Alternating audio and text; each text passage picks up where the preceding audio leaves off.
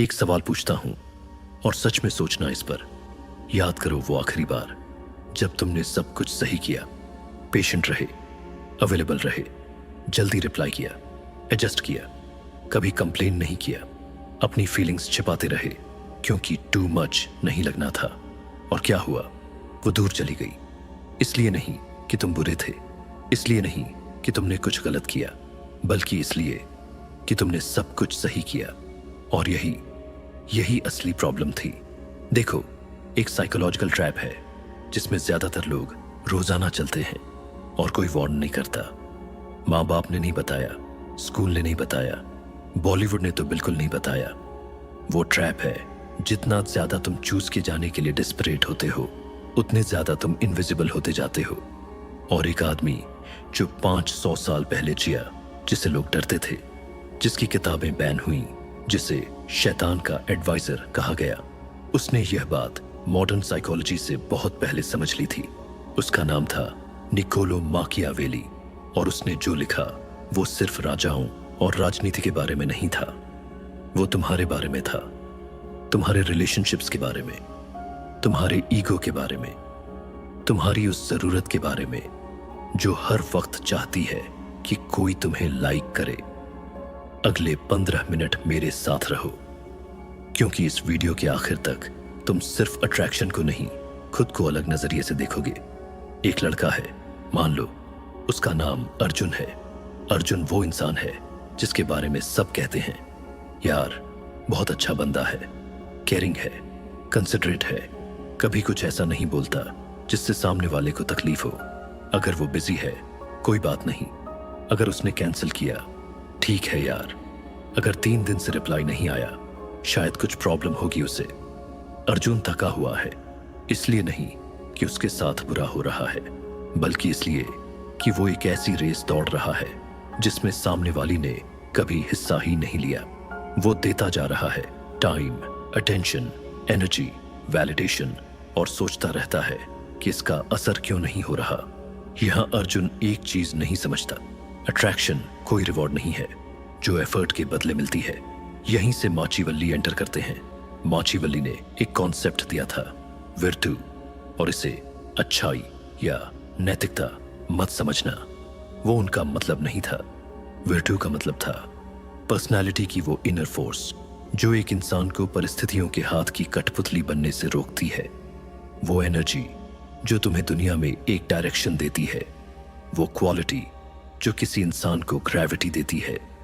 इसका अग्रेशन से कोई लेना देना नहीं, रूड होने से कोई लेना देना नहीं। बात है एक ग्रेविटेशनल सेंटर होने की। ज्यादातर लोग पूरी जिंदगी किसी और की दुनिया के इर्द गिर्द घूमते रहते हैं। जो लोग दिमाग में बसे रहते हैं, उनकी खुद की ग्रेविटी होती है। जब अर्जुन कहता है जो तुम्हें ठीक लगे, जहां तुम चलो, मुझे कुछ फर्क नहीं, उसे लगता है वो फ्लेक्सिबल है, केयरिंग है। लेकिन सामने वाली के अंदर जो फीलिंग आती है वो होती है इसका कोई सेंटर नहीं है, यह मेरे इर्द गिर्द पूरी तरह रीशेप हो जाएगा। और यह कॉन्शियसली नहीं, अनकॉन्शियसली एक बेचैनी पैदा करता है। क्योंकि अगर किसी का कोई सेंटर नहीं, कोई डायरेक्शन नहीं, कोई ओपिनियन नहीं, तो तुम अटैच किस चीज से हो रहे हो? विर्तु वाला इंसान कहता है एक अच्छी जगह जानता हूं, चलते हैं। उसने डिसीजन लिया, उसने ओन किया। और साइकोलॉजिकली किसी ऐसे इंसान के साथ रहना जिसे पता हो वो कहां जा रहा है, बेहद काल्मिंग होता है। यह दूसरों को कंट्रोल करने की बात नहीं है, यह पहले खुद को कंट्रोल करने की बात है। एक सिंपल इकोनॉमिक प्रिंसिपल है जो ज्यादातर लोग कभी अपनी पर्सनल लाइफ पर अप्लाई नहीं करते। स्कैर्सिटी वैल्यू बनाती है, अबंडेंस उसे डिस्ट्रॉय करती है। सोचो, सोना इसलिए वैल्यूएबल है क्योंकि रेयर है। अगर सोना दिल्ली, मुंबई, चेन्नई की हर गली में पड़ा होता, तुम झुककर उठाते भी नहीं। अब यही बात खुद पर अप्लाई करो। जब तुम हर वक्त अवेलेबल हो, हर मैसेज का तुरंत रिप्लाई, हर बार कैलेंडर खाली, हर मोमेंट उसके लिए, तो तुमने बिना एक शब्द बोले उसे बता दिया कि तुम्हारे टाइम की कोई कीमत नहीं। और इंसान साइकोलॉजिकली उस चीज की कदर नहीं करता जो उसे कुछ कॉस्ट नहीं करती। माचिवल्ली यह गहराई से समझते थे। उन्होंने दरबारों और राज्यों में पावर के बारे में लिखा, लेकिन यही लॉ हर ह्यूमन रिलेशनशिप में लागू होता है। जो चीज मुफ्त में मिलती है उसकी कदर शायद ही होती है। किसी भी रिश्ते में, रोमांटिक हो, प्रोफेशनल हो, सोशल हो, सबसे खतरनाक काम यह है कि तुम खुद को बहुत इजीली अवेलेबल बना लो। अब मैं यह नहीं कह रहा कि गेम्स खेलो, यह नहीं कह रहा कि कोल्ड हो जाओ या आर्टिफिशियल बनो। मैं कुछ ज्यादा फंडामेंटल कह रहा हूं। एक ऐसी लाइफ बनाओ जो जेन्युइनली तुम्हारे टाइम के लिए compete करे। जब तुम्हारे पास रियल गोल्स हों, जब तुम्हारे पास ऐसा काम हो जो मैटर करता है, जब तुम्हारी अपनी फ्रेंडशिप्स हों, एम्बिशंस हों, एक डायरेक्शन हो, तो तुम्हारी अटेंशन एक लिमिटेड रिसोर्स बन जाती है। और limited resources by definition weight रखती है। एक सर्टेन किस्म का इंसान होता है जिसे तुमने देखा होगा, जो हमेशा बिजी रहता है। टू कूल टू रिप्लाई वाली फेक बिजी नहीं, एक्चुअली बिजी। वो कुछ बिल्ड कर रहा है, कुछ पढ़ रहा है, खुद पर काम कर रहा है। और जब वो तुम्हें टाइम देता है, तुम फील करते हो, क्योंकि तुम जानते हो इसका मतलब कुछ है। उसकी तुलना उस इंसान से करो जो सुबह से रात तक अवेलेबल है, जिसने अपनी पूरी एग्जिस्टेंस एक रिश्ते के इर्द गिर्द बना ली है, जिसकी कोई अपनी दुनिया नहीं। किसे फॉर ग्रांटेड लेना आसान है, जवाब तुम्हें पहले से पता है। एक बात कहूंगा जो तुम्हें अनकंफर्टेबल करेगी। ज्यादातर लोग अप्रूवल के एडिक्ट हैं और उन्हें खुद पता नहीं, ऑब्वियस वाली नहीं, जहां तुम ओपनली कॉम्प्लीमेंट्स मांगते हो, सटल वाली एडिक्शन जिसमें तुम अपनी ओपिनियन बदल देते हो जैसे ही डिसएग्रीमेंट सेंस होती है, जिसमें तुम किसी ऐसी बात पर हंसते हो जो तुम्हें फनी नहीं लगती, जिसमें तुम कहते हो मुझे कुछ फर्क नहीं, जो तुम्हें ठीक लगे। इसलिए नहीं कि जेन्युइनली केयर नहीं करते, बल्कि इसलिए कि गलत साबित होने से डरते हो। यह एडिक्शन अर्ली स्टार्ट होती है, स्कूल में, घर में, हर उस एनवायरनमेंट में जो कन्फॉर्मिटी को रिवॉर्ड करता है और इंडिविजुअलिटी को पनिश करता है। और फिर तुम इसे अपने अडल्ट रिलेशनशिप्स में लेकर जाते हो और यह पॉइजन बन जाती है। हर बार जब तुम पीस बनाए रखने के लिए अपनी रियल ओपिनियन दबाते हो, तुम सामने वाले को यह सिखा रहे हो कि तुम्हें फर्नीचर की तरह ट्रीट करो, प्रेजेंट, कंफर्टेबल, नोटिस नहीं किया जाता। मकियावेली ने ह्यूमन नेचर के बारे में एक डेविस्टेटिंग ऑब्जर्वेशन किया था। जो लोग फर्म रहते हैं उन्हें लोग उन लोगों से कहीं ज्यादा रिस्पेक्ट करते हैं जो खुद को कॉन्स्टेंटली एडजस्ट करते रहते हैं। इसका मतलब स्टबर्न होना नहीं है, इसका मतलब है एक्चुअल बैकबोन होना। जब कोई कुछ ऐसा कहे जिससे तुम जेन्युइनली डिसएग्री करते हो, तो शांति से, बिना अग्रेशन के कहो, मेरा नजरिया थोड़ा अलग है और इसके लिए अपोलोजाइज मत करो। देखो उस मोमेंट में क्या होता है, एनर्जी शिफ्ट करती है, क्योंकि डिसएग्रीमेंट जब कॉन्फिडेंस के साथ और बिना मैलिस के हो, वो एक्चुअली इंटरेस्टिंग होती है। वो एक सिग्नल है, वो कहती है इस इंसान की एक इंटीरियर लाइफ है, इसने चीजों के बारे में सोचा है, यह सिर्फ एक मिरर नहीं है। और हम उन लोगों की तरफ खींचते हैं जिनकी इंटीरियर लाइफ होती है। यही चीज ज्यादातर रिलेशनशिप्स को शुरू होने से पहले ही खत्म कर देती है। सामने वाले को हफ्तों में पता चल जाता है कि तुम्हारे कोई एजेस नहीं है, तुम हर बात से अग्री करते हो, तुम्हारी कोई लिमिट्स नहीं, कोई डायरेक्शन नहीं। और जिस इंसान की कोई डायरेक्शन नहीं, वो साइकोलॉजिकली क्विकसैंड जैसा है। ऊपर से सॉफ्ट लगता है, लेकिन धीरे धीरे चुपचाप तुम डूबते जाते हो। किसी भी फिल्म में, किसी भी नॉवेल में, किसी भी रियल स्टोरी में सबसे कंपेलिंग कैरेक्टर्स कौन होते हैं? जो कभी पूरी तरह एक्सप्लेन नहीं होते। अपनी जिंदगी के उन लोगों के बारे में सोचो जिन्होंने तुम्हें सबसे ज्यादा फैसिनेट किया, जिनके बारे में तुम सोचना बंद नहीं कर पाते थे। मैं बेट लगा सकता हूं उनमें एक चीज कॉमन थी, तुम उन्हें कभी पूरी तरह फिगर आउट नहीं कर पाए। यह कोई एक्सीडेंट नहीं है, यह साइकोलॉजी है। ह्यूमन ब्रेन एक प्रिडिक्शन मशीन है, यह हर वक्त पैटर्न्स कंप्लीट करने की कोशिश करता है। और जब कोई पैटर्न इनकम्प्लीट रहता है, जब तुम किसी को पूरी तरह कैटेगराइज नहीं कर पाते, प्रिडिक्ट नहीं कर पाते, तो ब्रेन उस पर ज्यादा अटेंशन देता है, ज्यादा ऑब्सेसिव अटेंशन। जिस मोमेंट कोई पूरी तरह प्रिडिक्टेबल हो जाता है, पूरी तरह रीडेबल, ब्रेन उसे नोन फोल्डर में फाइल कर देता है, और जो हम पहले से जानते हैं उस पर ध्यान देना बंद कर देते हैं।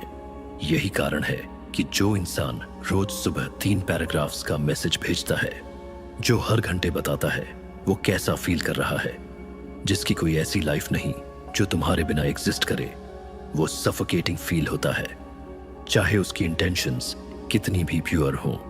माकियावेली ने एक अलग कॉन्टेक्स्ट में कहा था कि जो प्रिंस अपने सारे कार्ड्स दिखा देता है वो सारी पावर खो देता है। मॉडर्न ह्यूमन रिलेशनशिप्स में यही डायनामिक है। मिस्ट्री कोई मैनिपुलेशन नहीं है। मिस्ट्री तो नेचुरली होती है जब तुम्हारी अपनी लाइफ हो, जिसमें तुम जेन्युइनली अब्सॉर्ब्ड हो, जब तुम्हें हर वक्त अपना इंटरनल स्टेट ब्रॉडकास्ट करने की जरूरत ना हो, जब तुम्हें हर थॉट को वैलिडेट करवाने की जरूरत ना हो। इमोशनल सेल्फ कंटेनमेंट मैग्नेटिक होता है, कोल्डनेस नहीं, डिटैचमेंट नहीं। डिफरेंस सटल है लेकिन इंपॉर्टेंट है। कोल्डनेस लोगों को दूर धकेलती है, सेल्फ कंटेनमेंट उन्हें खींचती है, क्योंकि यह सिग्नल देती है कि तुम्हारे अंदर एक ऐसी दुनिया है जिसमें एंटर होने लायक कुछ है। यह शायद इस पूरे स्क्रिप्ट का सबसे जरूरी डिस्टिंक्शन है, और ज्यादातर लोग इन दोनों को पूरी जिंदगी कंफ्यूज करते रहते हैं। अटेंशन सस्ती होती है, रिस्पेक्ट रेयर होती है। कोई तुम्हें टाइम दे सकता है, तुमसे बात कर सकता है, इमोशनली क्लोज भी हो सकता है, और फिर भी तुम्हारे लिए डीप रिस्पेक्ट नहीं फील करता। कैसे पता चलेगा? देखो वो तुम्हारी बाउंड्रीज के साथ कैसे बिहेव करता है।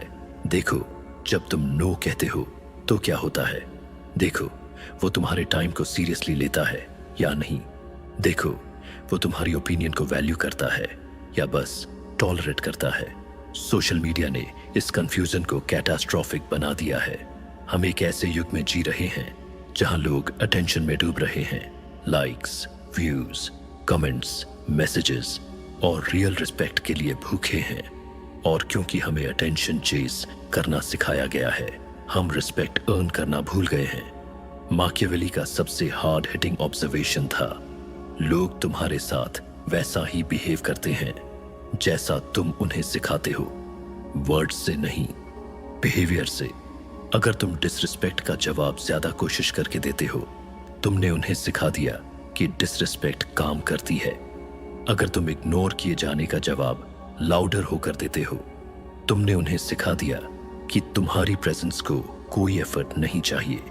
लेकिन अगर, और यह हार्ड पार्ट है, अगर तुम अंडरवैल्यू किए जाने का जवाब क्वाइटली स्टेप बैक करके देते हो, अपनी एनर्जी कहीं और लगाते हो, उस टेबल पर सीट के लिए बेग नहीं करते, तो पूरा डायनामिक बदल जाता है। क्योंकि अचानक तुम एक ऐसे इंसान बन जाते हो जिसके स्टैंडर्ड्स हैं, और लोग ऑलमोस्ट बिना एक्सेप्शन के उन्हीं स्टैंडर्ड्स तक राइज करते हैं जो उनके लिए सेट किए जाते हैं। यह पनिशमेंट नहीं है, यह गेम नहीं है, यह genuine self respect in action है। परफॉर्म्ड नहीं, स्ट्रैटेजिक नहीं, रियल। जब तुम जेन्युइनली बिलीव करते हो कि तुम रिस्पेक्ट डिजर्व करते हो और उसके अकॉर्डिंग बिहेव करते हो, दुनिया टेंड करती है तुमसे एग्री करने की। हमें यह सिखाया गया है कि लव का मतलब है constant communication, constant availability, feelings का कांस्टेंट प्रूफ। लेकिन एक अलग तरह की स्ट्रेंथ है जो ज्यादातर लोग कभी डेवलप नहीं करते, रिएक्ट न करने की स्ट्रेंथ। किसी ने तुम्हें डिस्टेबलाइज करने के लिए मैसेज भेजा, पैसिव अग्रेसिव कमेंट किया, टेस्ट लिया, प्रोवोक किया। एंग्शियस इंसान तुरंत रिस्पॉन्ड करता है, या तो जस्टिफिकेशन से, या ओवर एक्सप्लेनेशन से, या वर्स अपनी खुद की अग्रेशन से। काल्म इंसान रुकता है, सोचता है, अपने सेंटर से रिस्पॉन्ड करता है, अपने वुंड से नहीं। तुम्हारी रिएक्शन स्पीड तुम्हारी सबसे बड़ी वल्नरेबिलिटी है। जितना जल्दी रिएक्ट करते हो उतना ज्यादा रिवील करते हो, और जितना ज्यादा रिवील करते हो उतनी कम पावर रहती है। माकियावेली ने लिखा था, जो रूलर अपनी इमोशंस कंट्रोल कर सके वो उस रूलर से ज्यादा डेंजरस है जो सिर्फ फिजिकली स्ट्रांग हो, क्योंकि इमोशनल कंट्रोल इनविजिबल आर्मर होता है। एवरीडे लाइफ में, तुम्हारे रिलेशनशिप्स में, फ्रेंडशिप्स में, वर्क प्लेस में, जो इंसान कभी अपना कंपोजर नहीं खोता वो हमेशा उस रूम में सबसे इन्फ्लुएंशियल होता है। जो छोटी छोटी प्रोवोकेशन से जेन्युइनली अनमूव्ड रहता है, जो किसी के जाने पर पीछे नहीं भागता, जो किसी के चुप होने पर पैनिक नहीं करता, जो डिसअप्रूवल सेंस होने पर फोल्ड नहीं होता। वो काल्मनेस इंडिफरेंस नहीं है, वो काल्मनेस मास्टरी है। वो बात करते हैं जिसके बारे में कोई डायरेक्टली बात नहीं करना चाहता। रिजेक्शन।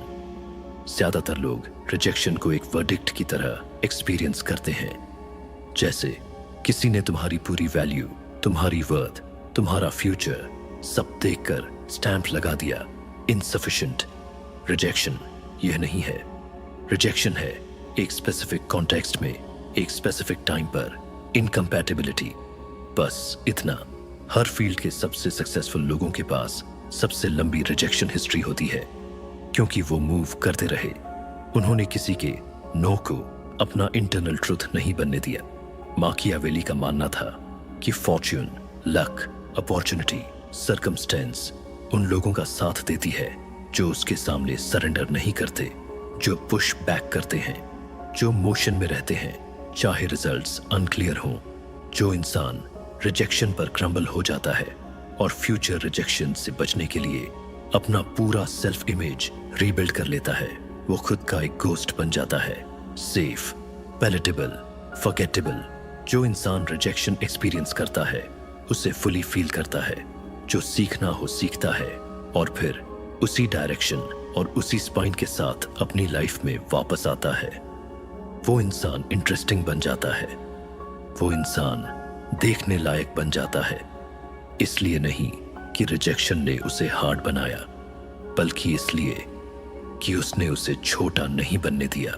500 साल की ह्यूमन साइकोलॉजी, मकियावेली से लेकर मॉडर्न न्यूरोसाइंस तक हमें एक्चुअली यह बताती है, लोग उन लोगों की तरफ नहीं खींचते जिन्हें उनकी जरूरत है। लोग उन लोगों की तरफ खींचते हैं जो उन्हें चूज करते हैं। इन दोनों में जमीन आसमान का फर्क है। जब तुम्हें किसी की जरूरत होती है, तुम अपनी डिग्निटी, अपना टाइम, अपनी बाउंड्रीज, अपनी ओपिनियन, अपनी आइडेंटिटी सब कॉम्प्रोमाइज करते हो उन्हें पास रखने के लिए, और वो उस जरूरत को एक बोझ की तरह फील करते हैं और धीरे धीरे उसका रिजेंट करने लगते हैं। जब तुम किसी को चूज करते हो जबकि तुम्हारे पास पूरा ऑप्शन है, पूरी एबिलिटी है उन्हें ना चूज करने की, वो चॉइस कुछ मायने रखती है, वो वेट रखती है, वो बर्डन नहीं गिफ्ट फील होती है। तो काम यह नहीं है कि ज्यादा चार्मिंग बनो, बेटर लाइन सीखो, बेटर टैक्टिक्स सीखो। काम है एक ऐसा सेल्फ बनाओ जिसे चूज करने लायक हो, एक ऐसी लाइफ जो इतनी फुल हो, इतनी डायरेक्टेड हो, इतनी ग्राउंडेड हो कि तुम्हारी प्रेजेंस एक गिफ्ट हो, प्ली नहीं। माकियावेली क्रूअल्टी नहीं सिखा रहे थे, वो सेल्फ मास्टरी सिखा रहे थे। वो कह रहे थे, इससे पहले कि तुम अपने आसपास की दुनिया को इन्फ्लुएंस करो, पहले तुम्हें अपने भीतर की दुनिया को गवर्न करना होगा। और यह फाइनल ट्रूथ जो मैं चाहता हूं कि यह वीडियो खत्म होने के बाद भी तुम्हारे साथ रहे। किसी भी इंसान के बारे में सबसे मैग्नेटिक चीज वो क्वाइट सर्टेनिटी है कि वो ठीक रहेगा तुम्हारी अप्रूवल के साथ भी और तुम्हारी अप्रूवल के बिना भी। एरोगेंस नहीं, कोल्डनेस नहीं, बस वो deep settled unshakeable sense of self जिसे दुनिया की कॉन्फर्मेशन की जरूरत नहीं पड़ती। इसे बिल्ड करो और देखो दुनिया तुम्हारे साथ कितने अलग तरीके से बिहेव करती है। अगर इस वीडियो ने कुछ शिफ्ट किया तुम्हारे अंदर, उन लोगों तक पहुंचाओ जिन्हें यह सुनना जरूरी है, क्योंकि दुनिया में सबसे खतरनाक इंसान वो नहीं होता जो डरता नहीं, वो होता है जिसे खुद की परवाह होती है।